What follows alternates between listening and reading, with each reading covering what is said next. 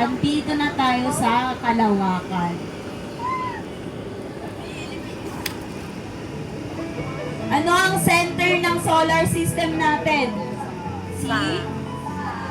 Sun. Okay, so ayan po si Sun. Ang pinakamalaking nilalang sa ating solar system. Okay, so ano ang planeta yan? Si Mercury, ang pinakamalapit at ang pinakamaliit na planeta. Okay, si Venus, or ang tinatawag na Earth, sister planet.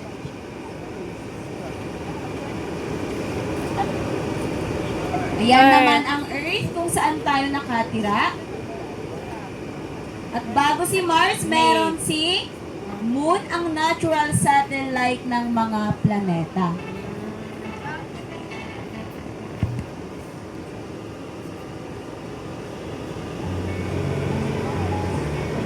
Okay, anong sunod kay Earth? Si Mars, na tinatawag na red planet. Okay, Jupiter. sa pagitan ni na Mars at Jupiter, meron pong mga malalaking asteroid belt. So, ayan po ang asteroid belt na si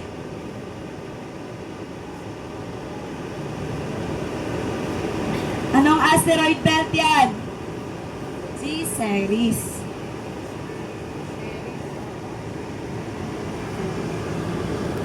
Ayan naman si Pallas, Juno, at si Vesta.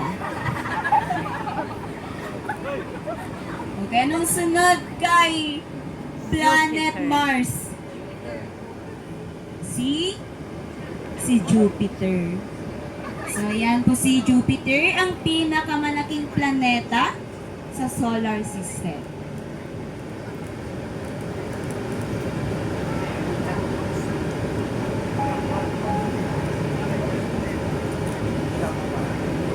At ayan naman po si Saturn, na tinatawag na jewel ng solar system, or ang may pinakamagandang rings or visible ang kanyang rings.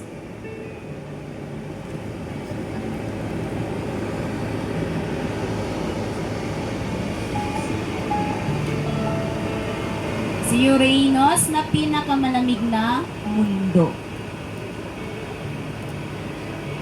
Neptune, malamig din ba yan? At ang panghuli ay si Neptune. Si Pluto tinanggal no. Okay, yan Naging po dwarf yung siya. pang-8 planet natin. Before, kasali po si Pluto sa solar system natin.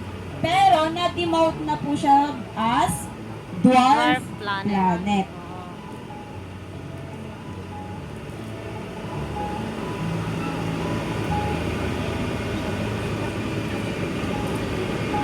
Mas So, interested ako si science no ipim. Meron po kasi siyang kasama sa kanyang orbit at hindi niya nakain.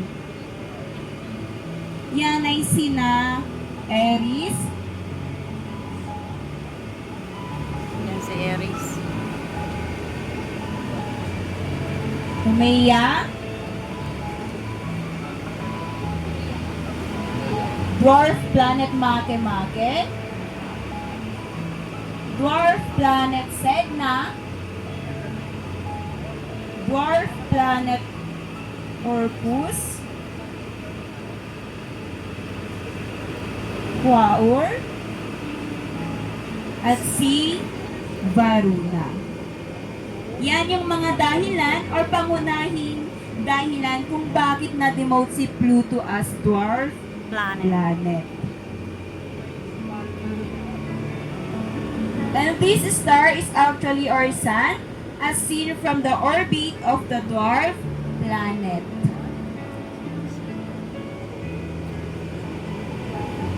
Okay, so tapos ng ating paglalakbay sa kalawakan at tayo ay babalik